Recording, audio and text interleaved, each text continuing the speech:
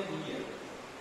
Nós vamos fazer uma breve reflexão, porque a igreja ela tem nos orientado a não demorarmos muito nos cultos, fazemos cultos mais breves durante esse período, seguros na pandemia. Você sabe que há uma sensação de insegurança no mundo e no Brasil, especialmente após a demissão do ministro da Saúde e o pedido de demissão da renúncia do ministro da Justiça. É um símbolo, né, desse governo. Então, nosso país está em crise, o mundo está em crise e talvez você esteja em crise. Talvez o medo já tenha tomado conta da sua família, da sua igreja, da sua cidade. Algumas razões pelas quais nós precisamos de segurança. Deixa eu mostrar alguns dados atuais para vocês. Casos confirmados, 2 milhões, mais quase 3 milhões no mundo. Mas há quase 1 bilhão de recuperados, 781 mil pessoas. E 196 mil mortos, são 400 mil pessoas que perderam a vida.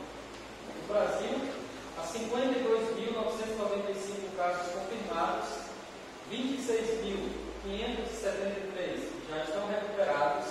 Inclusive, um grupo de adventistas aqui da nossa missão já praticamente estão recuperados. E há 3.670 mortes em nosso país. Então, esse cenário, ele gera uma certa ansiedade, uma certa angústia, um certo medo, um certo temor. Eu estava conversando com o meu obreiro bíblico, que se chama Antônio Nil, é o apelido dele. Ele não estava conseguindo trabalhar aqui na cidade de Santana. Ele visitava as pessoas e as pessoas diziam: é muito bom, mas deixa para quando passar. Ele tinha quase 50 estudantes da Bíblia e caiu para 9. Eu disse: irmão, antes que você zere, vamos lá para o Marajó, que é interior da ilha, é mais fácil você pregar lá. Ele pensava que ia ter mais êxito lá. Quando ele mandou a foto da primeira noite da conferência, não tinha 20 pessoas. Ele está enfrentando dificuldades até nas ilhas do Marajó. Então, esses números, esses dados, geram uma certa ansiedade, uma certa preocupação. E eu quero falar um pouquinho sobre os impactos do coronavírus. Até a Google, a poderosa Google, ela tem lembrado desse assunto praticamente diariamente. Hoje, por exemplo, ela homenageou os profissionais que estão atuando nessa frente. Então, note, quando você acessa o Face, as redes sociais, sempre há um alerta de prevenção, de orientação. Diante desse quadro, meus irmãos, como está seguro? Eu quero falar um pouquinho sobre isso. Em primeiro lugar, será que você já está infectado? Nós temos um pastor amigo nosso que está infectado, temos alguns pastores com sintomas. O vírus ele tem circulado, você não consegue contê-lo. Então você precisa saber, pelo menos, os cuidados básicos. Eu sei que vocês trabalham com saúde, mas não quero mais relembrar. Se você estiver com febre, com tosse e com dificuldade de respirar, pode ser o coronavírus, o Covid-19, que é o nome da doença. Agora, quais são os passos principais para prevenir essa doença? Porque nós devemos estar repetindo constantemente isso. Em primeiro lugar, lave as mãos com água e sabão ou use álcool em gel.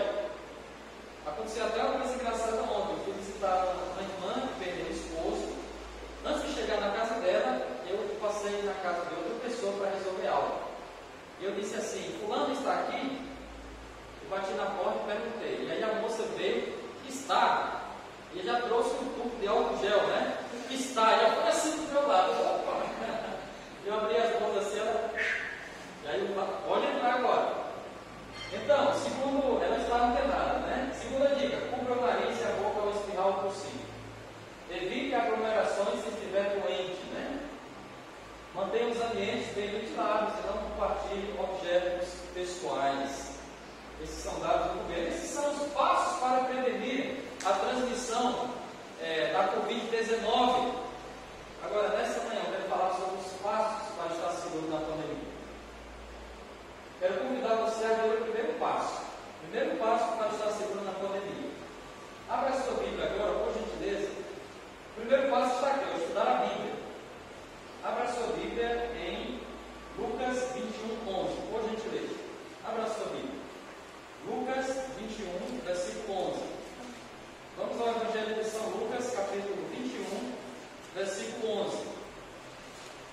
A Bíblia diz assim, vai estar na tela para os nossos amigos do canal acompanharem depois esse vídeo e terem contato com a palavra do Senhor. São Lucas 21, verso 11. Está escrito. Estou em Mateus. Deixa eu ir para Lucas aqui. 21, versículo 11. A palavra de Deus diz: haverá grandes terremotos, epidemias e fome em vários lugares, coisas espantosas e também grandes sinais do céu. O primeiro passo para estar seguro na pandemia, para você estar seguro na pandemia, é estudar a Bíblia, é conhecer a Bíblia, é examinar as Escrituras Sagradas.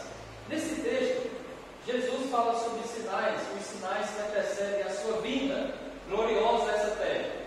É claro que ele está falando sobre sinais gerais, que sempre aconteceram, mas à medida que nos aproximamos do fim de todas as coisas, esses sinais eles se intensificam, eles se multiplicam, porque os últimos eventos serão rápidos. Essa é uma frase do livro Eventos Finais. Por que é importante você estudar a Bíblia durante a pandemia? Para você descobrir a origem, o motivo dessa epidemia. Você entende ao ler a Bíblia que é um sinal realmente geral da segunda vinda de Jesus. Quando você lê a Bíblia, você também encontra um Deus de amor falando com você. Eu gostei dessa imagem, dessa figura. Alguém examinando a Bíblia com a lupa, né? E ele encontra, né, um coração, né, lembrando que Deus nos ama. Cada página da Bíblia que você lê durante a pandemia é uma declaração de amor de Deus por você. O mundo precisa estudar a Bíblia durante a pandemia para estar seguro, para estar tranquilo, para estar confiante. Você já sabe que a pandemia, a epidemia mencionada, é dos sinais da volta do Senhor Jesus Cristo a essa terra. E o livro Eventos Finais, na página 24, diz o seguinte. Vocês podem ler comigo esse verso? Vamos ver? Nas últimas cenas da história terrestre, graçará, alastrará a guerra, haverá epidemias, pragas e fomes, as águas do oceano transporão seus limites, propriedades e vidas serão destruídas pelo fogo e por inundações. Se você crê no Espírito de profecia, você pode dizer que esse texto, né, essa passagem, ela reflete o que nós acabamos de ler nas Escrituras.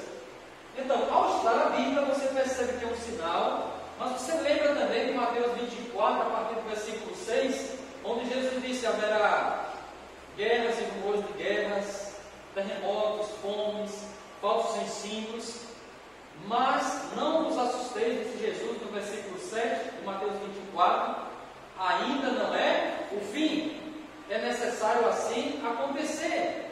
Note, você agora, ao ler a Bíblia, você sabe que é um sinal, você sabe que é um sinal geral, você sabe que à medida que nos aproximamos do fim, esses sinais vão se intensificar, mas você sabe que esse sinal não é o fim, essas coisas devem acontecer, isso te traz tranquilidade. Outra coisa, eu, durante esse período, né, escrevi algumas frases no meu Twitter, e uma foi essa daqui. Se você não pode sair às ruas para fazer o que gosta, visite as avenidas bíblicas para conhecer o que precisa. Você tem bastante tempo para estudar a Bíblia, e isso vai trazer segurança para a sua vida. Antes de eu falar sobre o segundo passo para estar seguro, deixa eu lembrar o que Jesus disse no Sermão da Montanha. No finalzinho do Sermão da Montanha, no capítulo 7, a partir do versículo 24, ele disse assim: aquele, pois, que ouve estas minhas palavras e as põe em prática, será semelhante ao homem que edificou a sua casa sobre a rocha. Transbordaram os rios, sopraram os ventos, deram com ímpeto contra aquela casa, mas ela não caiu. Mas aquele que ouve essas palavras e não as considera, e não as pratica, será comparado ao homem imprudente, né, que edificou a sua casa sobre a areia. Transbordaram os rios, os ventos sopraram com força, e foi grande a sua ruína. Jesus diz assim. Então, ao conhecer a Bíblia, ao estudar a Bíblia, nós temos segurança, nós estaremos estabilizados pela graça de Deus. Segundo passo para estarmos seguros na pandemia. Quero convidar você agora a abrir a Bíblia no Salmo 91. Abra a sua Bíblia no Salmo 91, por gentileza. Salmo 91, Acompanhe a leitura a partir do versículo 3.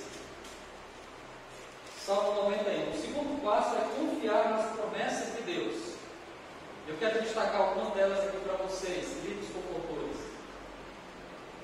A partir do versículo 3 está escrito: pois ele te livrará do laço do passarinheiro e da peste perniciosa. Cobrir-te-ás com as suas penas, e sob suas asas estarás seguro. A sua verdade é pavês e escudo.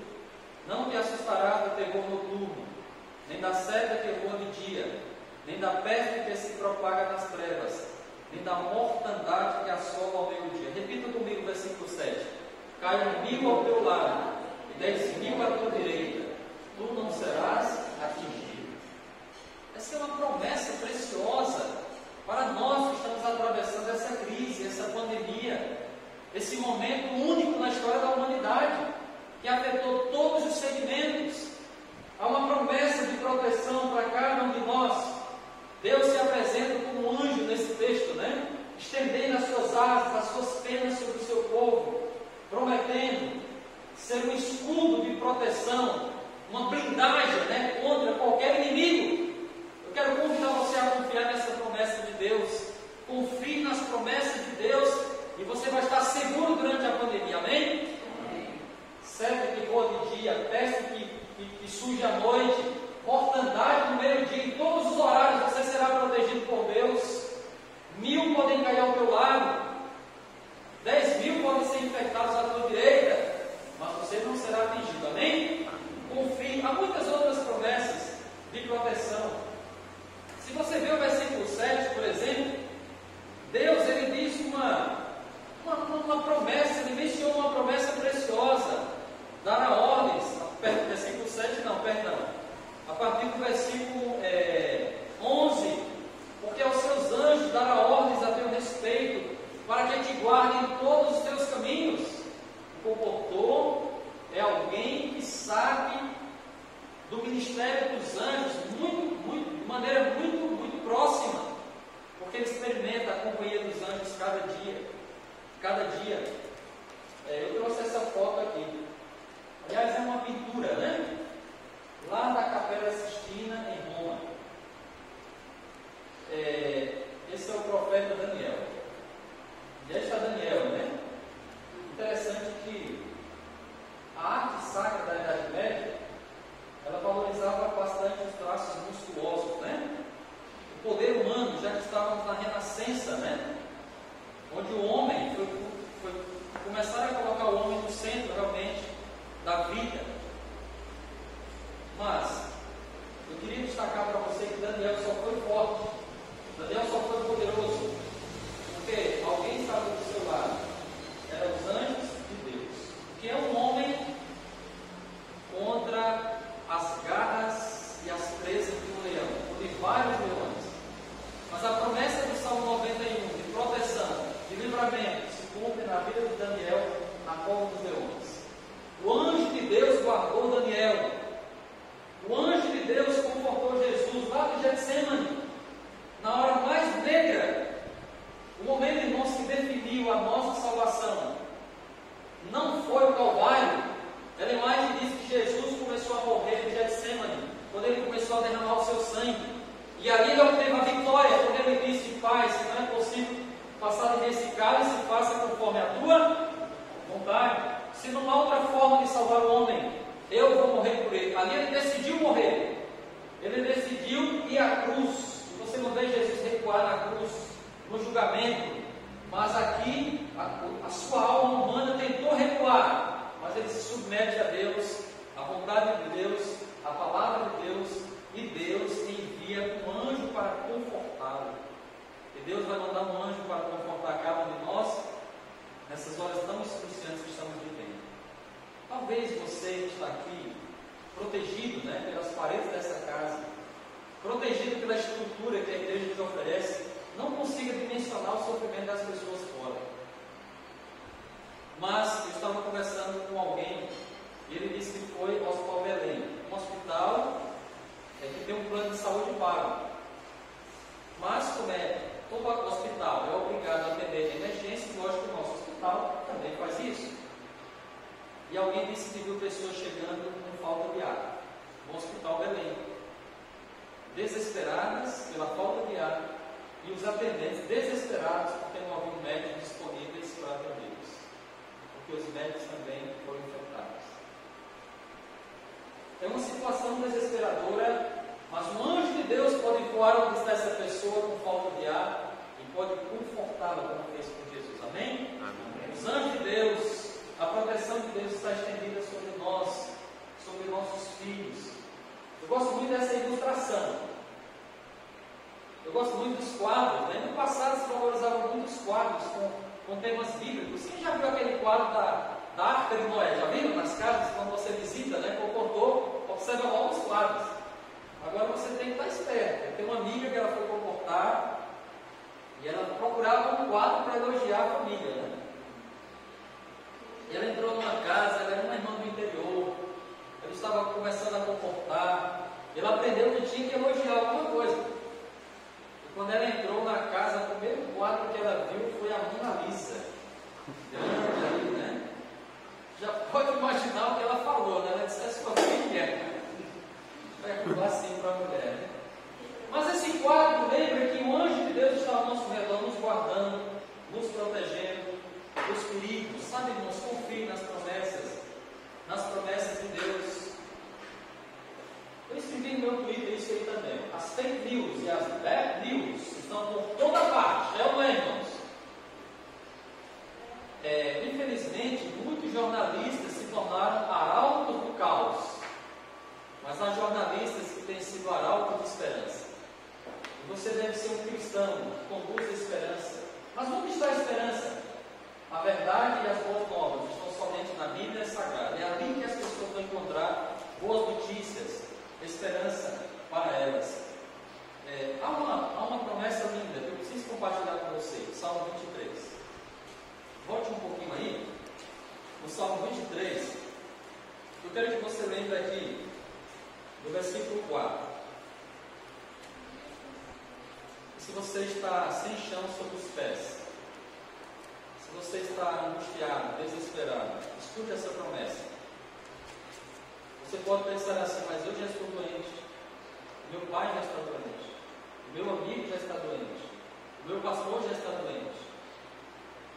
O Salmo 23, versículo 4 tem uma promessa para quem já está doente: ainda que eu ande pelo vale da sombra da morte, não temerei mal nenhum, porque tu estás comigo, teu bordão e o teu cajado me consolam.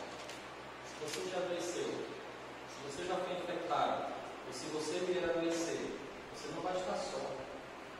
Ainda que você esteja no leito da morte, há um Deus que estará presente com você, vai confortar você nessa hora. Eu conheci um irmão chamado Citonho. Citonho era um homem muito cristão. E você percebe um cristão pelo linguajar, né? Tudo que está dentro dele, ele expressa, né? Ele expressa. Esse irmão, quando encontrava alguém, quando ele me encontrava, por exemplo, ele dizia assim: irmão Ribamar, o que o senhor encontrou na Bíblia para mim? Quais são as suas descobertas novas aí? Ele era um homem idoso, velhinho, né? Quase aí 80 anos, mas ele sempre perguntava isso para mim: irmão, do ano bíblico, o que é que você traz para mim?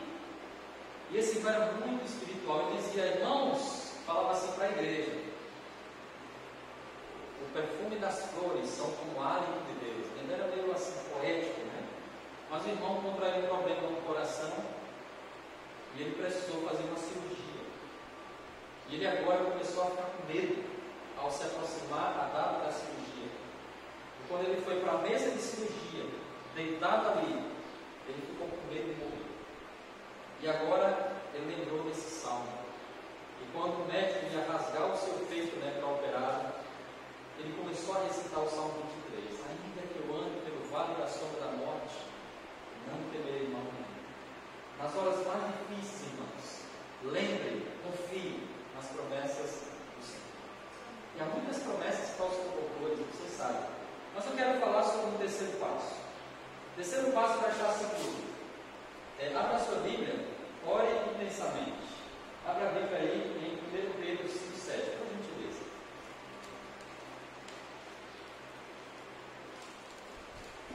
1 Pedro, capítulo 5, versículo 7. Está escrito assim, meus irmãos, meus amigos, meus comportores, aqui da campanha do pastor Tiago Cunha, do pastor Álvaro Benavides, aqui em Macapá, 5:7. Está escrito: lançando sobre ele toda a vossa ansiedade, porque ele tem cuidado de vós. Ore intensamente durante esse período. A oração, ela tem um efeito terapêutico, vocês sabem disso. Então você vai reduzir, a sua pressão arterial orando. Então você vai se tranquilizar orando. Mas Deus também pode agir na oração. Há outro texto que eu quero que você leia comigo, Salmo 40. Dê uma olhadinha. Eu quero fazer uma pergunta para você, ao ler esse texto. Eu vejo que vocês gostam de participar. São líderes, são pessoas de influência. Salmo 40, versículo 1. Ore intensamente, ore, especialmente nos momentos de maior perigo, hoje e no futuro. Quando você atravessar outra crise pessoal, familiar, eclesiástica, mundial, esperei confiantemente pelo Senhor. Ele se inclinou para mim e me ouviu quando clamei por socorro. Tirou-me de um poço de perdição, de um tremedal de lama, colocou meus pés sobre uma rocha e me firmou os passos, e me pôs nos lábios um novo cântico, um hino de louvor ao nosso Deus. Muitos verão essas coisas, temerão e confiarão no Senhor. Note, Davi diz assim: eu coloquei a minha esperança em Deus. Ele começa dizendo: ele se inclinou para mim, ele se voltou para a minha direção. Eu imagino Deus no seu trono, se levantando na hora que Davi orava, perseguido por Saul, por Absalão, traído por Absalão. Eu imagino Deus assim, quando Davi clamava, Deus se levantando do seu trono assim, os querubins aqui do lado, E Deus agora se inclina, na direção de Davi, E Deus olha para Gabriel e diz: Gabriel, vá lá visitar o meu servo, Eu imagino que Deus fará a mesma coisa com você. Agora, Davi disse que ele se inclinou para mim e me ouviu quando clamei. Para Deus nos ouvir, o que nós devemos fazer? Para Deus ouvir ao Fabrício, para o Fabrício me ouvir, para ele me ouvir, o que é que eu tenho que fazer? A primeira coisa que eu tenho que fazer é falar. Então fale com Deus, e Deus não te ouve. Só que a outra coisa que você deve fazer na crise, quando faltam, a estabilidade sobre os pés, Davi estava como se estivesse na areia movediça, um tremedal de lama. Você deve clamar. Você deve ter momentos especiais de oração. E no caso da Igreja Adventista do Sétimo Dia, nós temos 2 momentos especiais para orar por essa situação: 7 da manhã e 19 horas. 19 horas. Então, ore nesses períodos para que Deus estenda a sua mão e possa conter essa crise. A oração, ela tanto é terapêutica, ela vai nos tranquilizar e ela vai também permitir que Deus opere em nosso favor. Se nessa crise você não pode visitar os amigos preferidos em casa, converse frequentemente com Jesus Cristo, seu melhor amigo. Os templos estão fechados, mas o céu continua aberto. Amém, irmãos? Amém. Se não pode entrar na igreja caminhando, internet do céu orando. Esse é o terceiro passo. As orações, irmãos, elas podem também conter o vírus. Eu acho muito positivas as iniciativas do governo, das autoridades, o isolamento social, por exemplo. E o argumento é que nós vamos achatar a curva, se menos pessoas estão nas ruas. Mas eu tenho uma ideia melhor. Se mais pessoas estiverem orando, Deus vai agora não apenas achatar, mas vai destruir a curva e vai destruir o vírus. Amém? Ore muito e Deus irá atuar muito. Ore sempre e Deus irá atuar sempre. Eu quero terminar, irmãos, com o 4º passo. Quero convidar você a ver aqui o 4º passo. Pregue o Evangelho. Esse é o 4º passo. Como é que eu posso pregar o Evangelho, pastor, se é proibido abrir as igrejas? Se eu não posso fazer uma conferência pública? Se eu não posso fazer uma classe bíblica? É perigoso batizar pessoas e ser infectado? Quero convidar você a ler um texto, Atos capítulo 20 texto falou forte ao meu coração quando eu preparava essa mensagem há alguns dias atrás. Atos capítulo 23, versículo 11.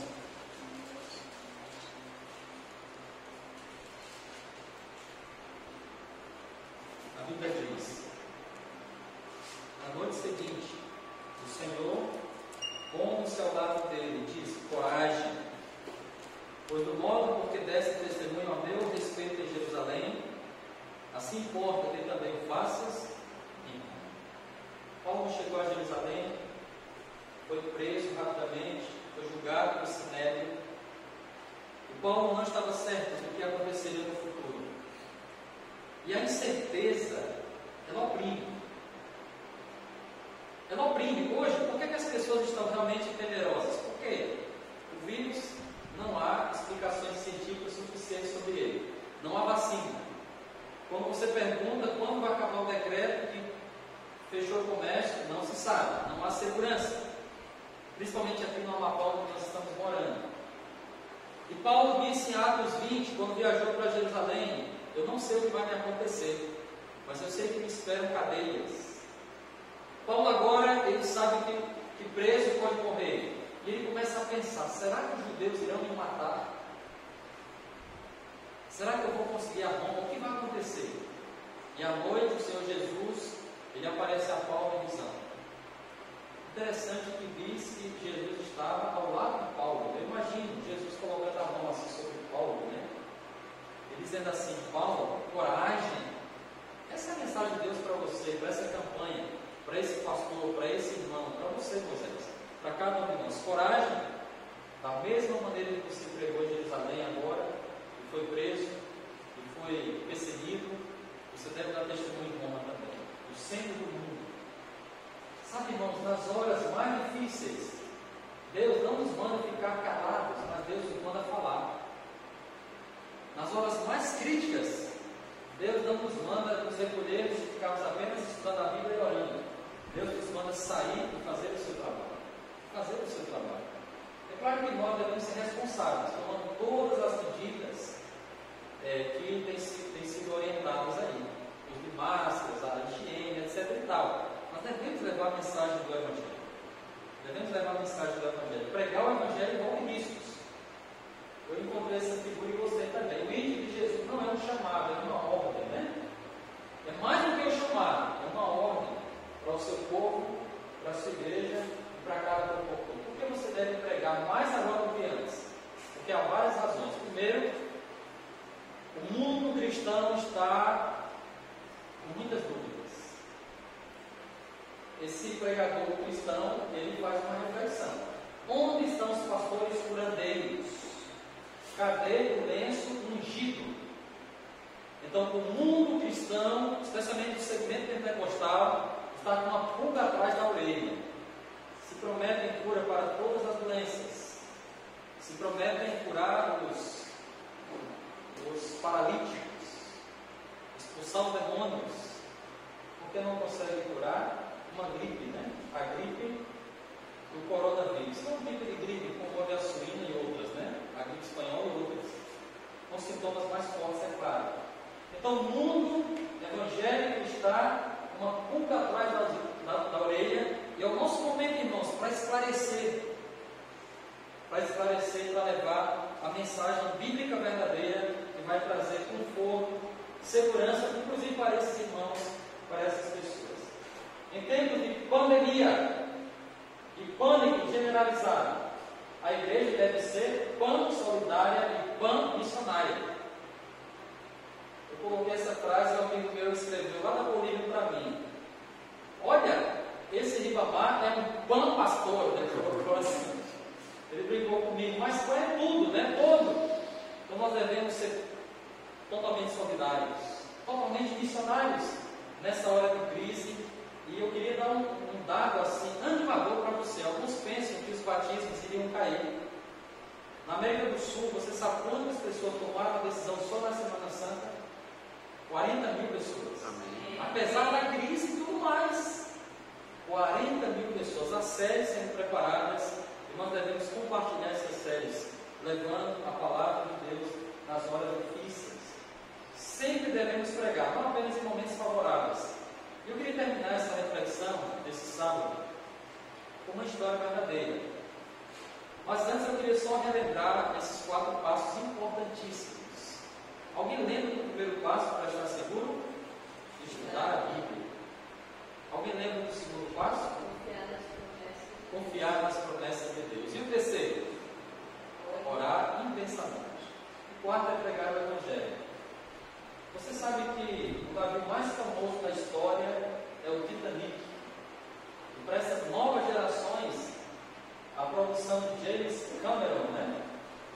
O filme Titanic, que levou 11 estatuetas do Oscar, ele realmente trouxe essa história novamente. Agora, há muitas histórias não contadas. Esse filme, Titanic, ele tem uma história romantizada, né? Mas a história real foi muito mais dramática. Aproximadamente 2.700 pessoas embarcaram no Titanic. E a confiança dos construtores era muito grande. O Titanic era um navio de proporções gigantescas, com espaço para festas, para uma série de atividades ali. E agora esse navio começa a singrar as águas geladas do Oceano Atlântico. Ali haviam pessoas ricas e pobres. Haviam pessoas cultas e pessoas analfabetas. Ali haviam empresários, haviam pessoas das mais distintas atividades. Haviam pregadores do Evangelho também, cantores. E havia muita confiança, uma confiança generalizada. O mundo, irmãos, antes da pandemia, estava assim também. As pessoas, irmãos, infelizmente, estão como se estivessem no cruzeiro, imaginando que vão chegar ao seu destino, sãs e salvas. Mas assim como o mundo, o Titanic, ele foi impactado por uma crise. Não foi uma doença contagiosa, mas foi um bloco de gelo, um iceberg. O navio se choca contra esse bloco de gelo, rasga o casco do navio e as águas começam a entrar. E as pessoas começam a entrar em pânico. As pessoas começam a ficar desesperadas. O desespero é porque não há solução imediata. O desespero também é porque a excessiva confiança dos construtores do navio e da tripulação e do comandante os levou a desconsiderar as medidas de segurança. Infelizmente não há um bote salva-vidas para todas as pessoas. O mundo está assim também. Não há remédio, não há solução. As equipes médicas não são suficientes. As UTIs e respiradores não vão suportar um colapso do sistema de saúde. E agora, irmãos, as pessoas começam a correr desesperadas. Aproximadamente 250, 230, dependendo da fonte, entraram nos botes e 2.200 caíram nas águas geladas do oceano. Até esperar o socorro, praticamente todas morreram ali congeladas, devido ao frio. Mas há uma cena, há uma história impressionante. Havia um pregador evangélico agarrado num destroço do navio, numa madeira do navio, vamos imaginar. E havia alguém perto dele. E ele se aproximou dessa pessoa. E ele fez uma pergunta para ele: amigo, você está salvo? Ele disse não. E ele começou a pregar para aquele homem, naquela situação desesperadora. Ele começou a falar do plano de Deus para a vida dele, do amor de Jesus por ele. E as águas o afastaram do homem. Mas ele conseguiu se aproximar novamente e fez a mesma pergunta. Qual é a pergunta? Você está salvo? Ele disse não. Eu não consegui. E ele começou a continuar pregando para ele novamente. Depois que ele pregou, as águas o afastaram novamente. Sabe que o mar é assim, né?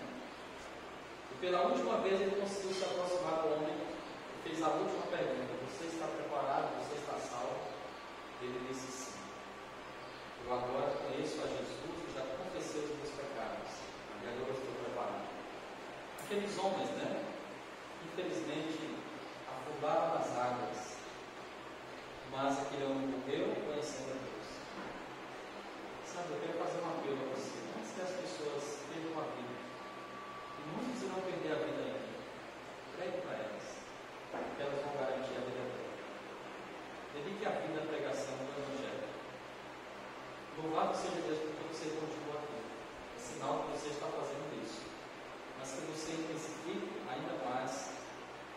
desse trabalho.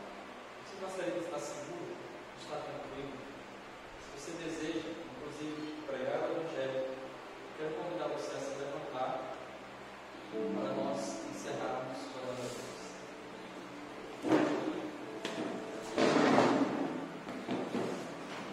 Vou convidar vocês aqui na frente para nós consagrarmos a nossa vida, irmãos, para essa batalha que se inicia a cada dia que passa. Vamos ajoelhar, irmãos?